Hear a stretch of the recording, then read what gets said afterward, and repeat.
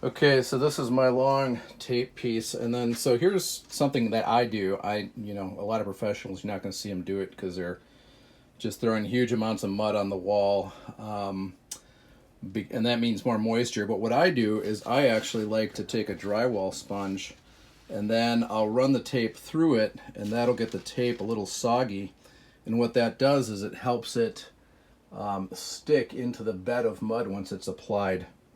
The other thing I recommend is putting a little extra water when you're mixing it up. I mean, you can make your whole batch wet, but you can just throw some extra water into your tray and make sure it's a little bit more on the runny side.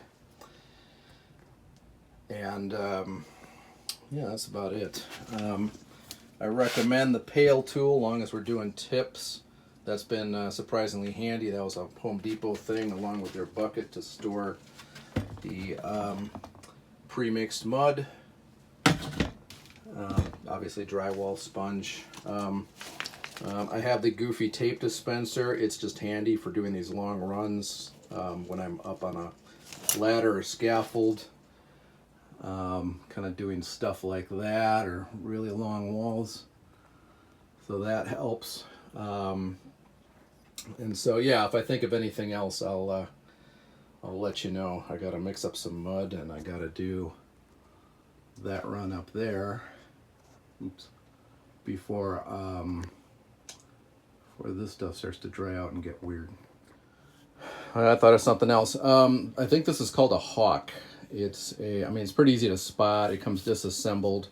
You just screw it together. I think this just twists on. So it doesn't look like this. It looks like a flat thing in a plastic bag, this aluminum top. You want a little bit drier mud, and what you do is you throw it on here and you work it with your knife. That's my workhorse. That's my 6-inch. I use this tray. It's plastic. It has a metal blade. These are really handy when it comes to doing joints, but like laying the bed for the tape.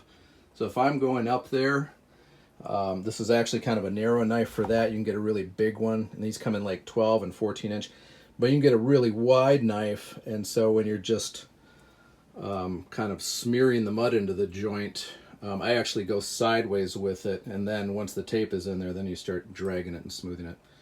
So I mean, this is low volume drywall project tips.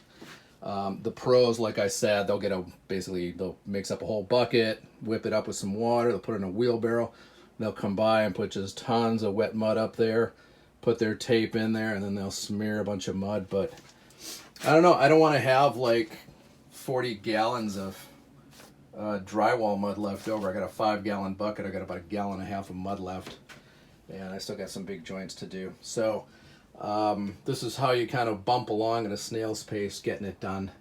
As you can see, I've taped these areas, and as I mentioned, you want to get the tape. I like to wet the tape, and then you go over it with some wet mud, and that helps it keep it flat. What happens is if the tape dries out, it wants to lift off, and so some of these bubbles, if they're bad, I'll knife them off before I put more mud over them. If it's an area where I know I'm putting a bunch of mud in there, then I'll just run right over something like that. You can see where the edge is just coming off. But if the tape is really dry, I've seen it just pull off a ton.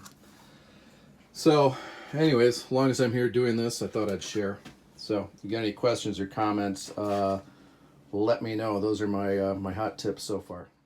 Okay, so if you're doing a long tape seam, so I'm going about 8 feet away. What I recommend doing is putting a piece of blue painter's tape on the end of the tape to hold it. And then what you do is you put in a bed of mud, you fill in the crack. You want it kind of wet when you're setting the taping part. You want to do dry when you're doing these, you're covering up the screw holes, because you don't want wet mud. It will shrink more because it's going to lose all that water. So you want kind of stiff mud when you're covering over your screw holes.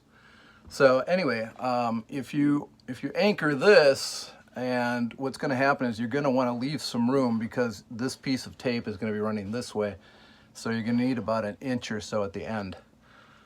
So you put in your bed of mud, your blue tape, your planer's tape holds it, and then you run over and then set the tape, and by the time you come from that end and you're coming this way, the tape is going to be holding itself pretty securely with all that moisture and the water getting kind of sucked into the paper tape.